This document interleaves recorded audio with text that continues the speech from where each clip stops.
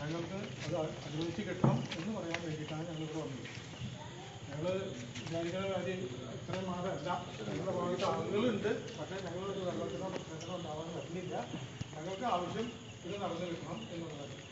ഞങ്ങൾ പാരമ്പര്യമായിട്ട് ഈ ഫാമിലിയുടെ ഒപ്പം നിൽക്കുന്ന ആൾക്കാരാണ്. അത് തുടർന്നും അങ്ങനെ നിൽക്കണമെന്നാണ് ഞങ്ങൾക്ക് ആഗ്രഹം. വേറെ സഭയായിട്ട് പോകാനോ മറ്റൊരു തീരുമാനത്തിന് ഞങ്ങൾക്ക് ഉദ്ദേശമില്ല. അത് അറിയിക്കാൻ വേണ്ടി വന്നതാണ്. അച്ഛൻ്റെ അഭിപ്രായം അറിയാൻ കൊള്ളാം. ജൂലൈ 3-ാം തീയതി മുതൽ നമുക്ക് സഭ പറയുന്ന ഒരു കാര്യം ചെയ്യണമെന്നുള്ള രീതിയുള്ളൂ ഞങ്ങൾ. അതാണ് അഭിപ്രായം. എന്തെങ്കിലും പറയാനുണ്ടോ? അല്ല, അച്ഛൻ്റെ പള്ളിയിൽ ചെയ്യില്ല, 3-ാം തീയതി മുതൽ അത് നടപ്പിലാക്കില്ല എന്നുള്ള പറഞ്ഞു. അപ്പോൾ അതിന് ഞങ്ങൾ വലിയ പരമോക്ഷമുണ്ട്. അതുകൊണ്ട് ഞങ്ങൾ ആവശ്യപ്പെടുന്നു അച്ഛൻ കുർബാന ചെല്ലണം. അതാണ് ഞങ്ങളുടെ ആവശ്യം. അത് അച്ഛനെ ധരിപ്പിക്കാനും ഞങ്ങളുടെ ആവശ്യങ്ങൾ അച്ഛനെ അറിയിക്കുന്നു. മനസ്സിലായി. എല്ലാ ബഹുമാനത്തോടും മാത്രമേ ഉള്ളൂ കേട്ടോ, വേറെ രീതിയില്ല, അതൊന്നുമില്ല.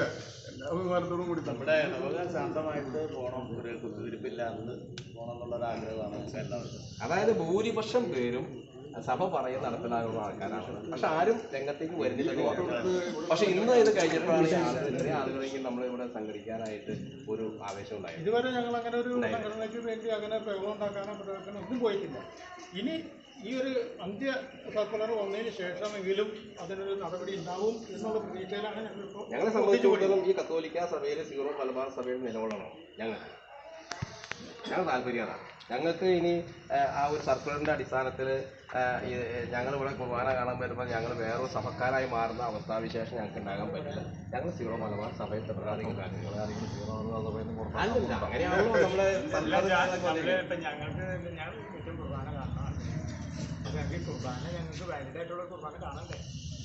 നമ്മളുടെ മാത്രം നമ്മുടെ കുടുംബങ്ങളുടെ ഒക്കെ ആവശ്യമാണ്.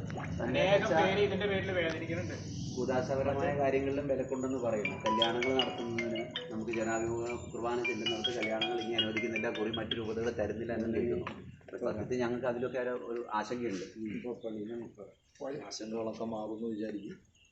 അല്ല വെച്ചാൽ ഞങ്ങൾ 3-ാം തീയതി ഇപ്പം ഞങ്ങൾ കുർബാന വേറെ പള്ളിയിൽ പോയി കാണും. ഞങ്ങൾക്ക് ഇവിടെ കുർബാന ഇല്ലാത്ത 3-ാം തീയതി അച്ഛൻ ഇവിടെ കുർബാന ചെല്ലുണ്ടെങ്കിൽ ഞങ്ങൾക്ക് ഇടവക്കാർ ഞങ്ങൾക്ക് ഇടവക പള്ളിയിൽ കാണണമെന്ന് ആഗ്രഹമുണ്ട്. അത് അച്ഛൻ ഉണ്ടെന്ന് പറഞ്ഞാൽ ഞങ്ങൾക്ക് വരാൻ പറ്റും. ഇല്ല എന്ന് പറഞ്ഞാൽ ഞങ്ങൾക്ക് വേറെ പോകണം. 2024 ഡിസംബർ 23-ാം തീയതി ഇവിടെ അച്ഛൻ കുർബാന ചെല്ലി. ഇത്രയും നാളിപ്പോ ഈ ഡിജിറ്റലുള്ള കുർബാന ആയതുകൊണ്ട് അത് കാണാൻ വരാത്തവരാണ് നിങ്ങളൊക്കെ. ഞാനിപ്പോ എനിക്കിപ്പോ മറുപടി ഒന്നും പറയാനില്ല.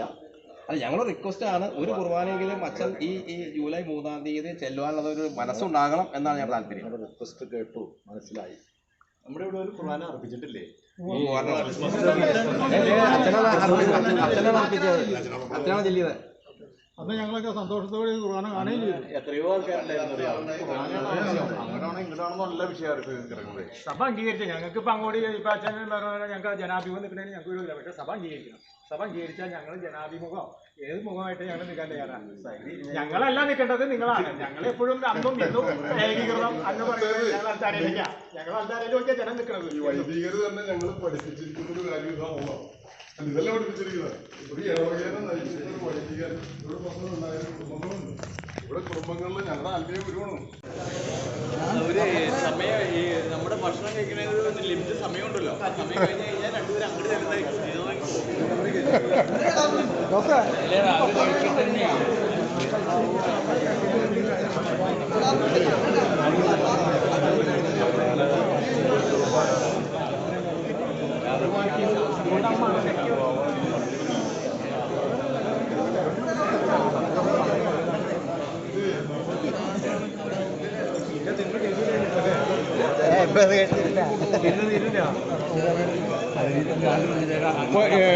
ജോലി കുറച്ച് പേര് പള്ളിയിലാണ്. അല്ല, അത് കുഴപ്പമില്ല.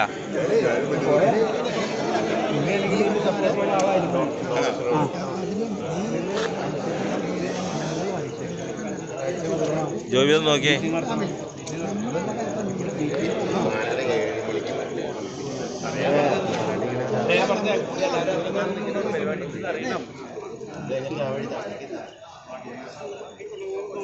പോരെ ആ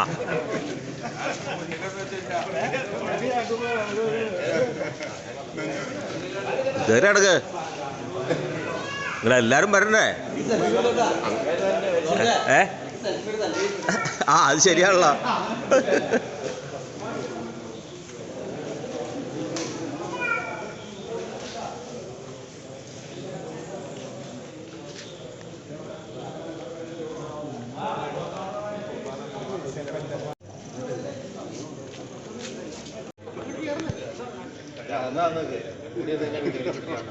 അകത്താകുന്നത് നിൽക്കുക അതന്നെ എന്നാലേ കാണാൻ പറ്റുള്ളൂ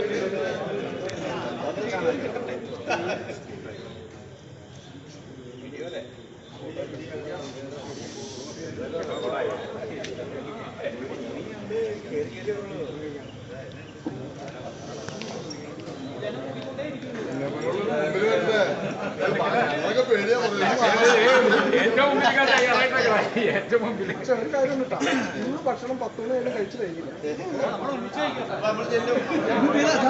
ചെറുപ്പം